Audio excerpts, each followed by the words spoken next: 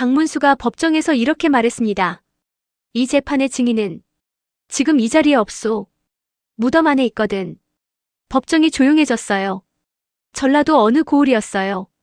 박문수가 암행 중에 주막에서 하룻밤 묵게 됐는데 옆방에서 두 남자가 밤새 언성을 높이고 있었습니다. 귀를 기울여 보니 딱 얘기였어요.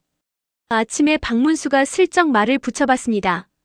무슨 일이 그리 급하시오? 한 명이 한숨을 쉬면서 말했어요. 내일 사또 앞에서 재판이 있어. 근데 이길 수가 없어요. 상대가 문서를 가지고 있거든요. 박문수가 조용히 앉았습니다. 문서요? 예. 아버지 도장까지 찍힌 문서요. 그게 있는 이상 제 말은 아무 소용이 없는 겁니다. 남자의 눈이 빨개져 있었어요. 사연을 들어보니 이랬어요. 마을 어귀에 있는 논 세마지기.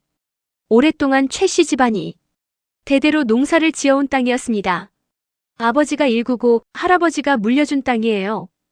그런데 최 씨 아버지가 돌아가시고 나서 갑자기 이웃마을 유 씨 집안에서 나타난 겁니다.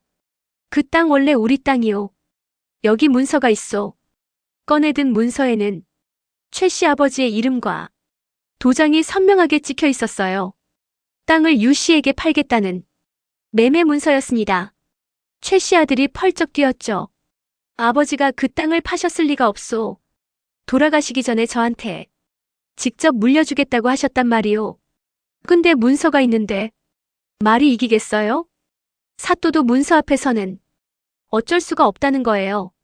최 씨 아들 얼굴이 까맣게 타들어가 있었습니다.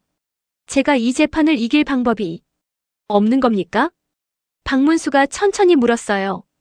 그 문서 아버님이 돌아가시기 얼마 전에 작성된 거요? 최 씨 아들이 고개를 끄덕였어요. 돌아가시기 한 달 전이라고 하더군요. 박문수가 잠깐 눈을 감았다가 천천히 눈을 떴습니다. 혹시 아버님이 돌아가시기 전에 몸이 어디 편찮으셨소? 최 씨 아들이 고개를 들었어요. 예. 중풍이 오셨어요. 오른손을 전혀 못 쓰셨습니다. 돌아가시기 2달 전부터요. 박문수가 잠시 아무 말이 없었어요. 그냥 멀리 창문 밖을 바라봤어요. 내일 재판 나도 같이 가도 되겠소? 다음 날 재판이 시작됐습니다. 고을 사또가 자리를 잡고 앉았고 유 씨가 문서를 당당하게 내밀었어요. 최 씨 아들은 그 문서를 보면서 또 말을 잃었습니다. 아버지 이름이 거기 있고 아버지 도장이 거기 찍혀 있는데 뭐라고 반박을 해야 할지 막막했던 거예요. 사또가 문서를 살펴보면서 고개를 끄덕이기 시작했어요. 유 씨 손을 들어주려는 참이었어요. 그때였습니다. 방청석 구석에서 한 남자가 천천히 일어났어요. 품 안에서 뭔가를 꺼냈습니다. 2초 침묵. 3마리 양각된 둥근 청동 원판. 암행어사 출두야. 사또가 자리에서 내려와 엎드렸고 유 씨는 얼굴이 굳어버렸어요. 법정 안이 순식간에 조용해졌습니다. 박문수가 문서를 집어들고 천천히 살펴봤어요. 앞면을 봤고 뒷면을 봤고 도장 부분을 특히 오래 봤습니다. 그리고 말했어요. 이 문서 최 씨 부친이 직접 작성한 게 맞소? 유 씨가 목소리를 가다듬으며 대답했습니다. 그렇소. 도장도 있지 않소? 박문수가 고개를 끄덕였어요. 그렇소. 도장은 있소. 그런데 한 가지가 이상하오. 잠시 멈췄어요. 법정 안이 더 조용해졌습니다. 최 씨 부친이 돌아가시기 한 달 전 그분은 중풍으로 오른손을 전혀 못 쓰셨소. 유 씨 표정이 살짝 흔들렸어요. 박문수가 계속했습니다. 마을 의원이 증언할 수 있을 거요. 그분이 2달 전부터 오른손을 쓰지 못하셨다는 걸. 법정이 완전히 얼어붙었어요. 박문수가 문서를 들어올리면서 말했습니다. 이 문서의 도장은 오른손으로 찍혀 있소. 아무도 말이 없었습니다. 유 씨 얼굴에서 핏기가 가셨어요. 박문수가 문서를 천천히 내려놓으면서 조용히 말했어요. 죽은 사람은 거짓말을 못하오. 하지만 죽은 사람 이름으로 거짓말을 하는 자는 있지요. 유 씨는 그 자리에서 포박됐습니다.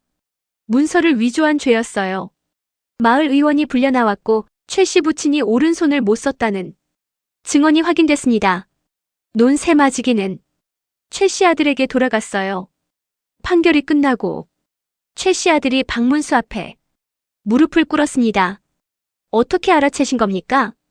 박문수가 일어서면서 말했어요. 아버지를 진심으로 아끼는 아들이라면 아버지 몸이 언제 어떻게 아팠는지 알고 있어야 하오. 당신이 그걸 알고 있었소. 나는 그걸 믿었을 뿐이고. 최 씨 아들이 고개를 들었는데 눈물이 흘러내렸어요. 아버지가 그 땅을 절대 팔지 않으셨을 거라고 저는 알고 있었습니다. 박문수가 말했습니다. 알고 있었으니까 이긴 거요.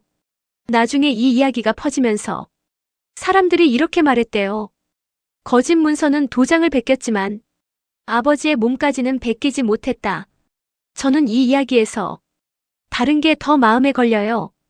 박문수가 이 진실을 찾아낸 건 법 조문을 잘 알아서가 아니었어요. 아들이 아버지 이야기를 할 때 그 목소리를 믿었기 때문이에요. 문서가 아니라 사람을 봤던 거죠. 거짓은 도장을 위조할 수 있어도 아들의 기억까지는 위조하지 못하거든요. 박문수는 그걸 알았습니다. 구독과 좋아요 부탁합니다.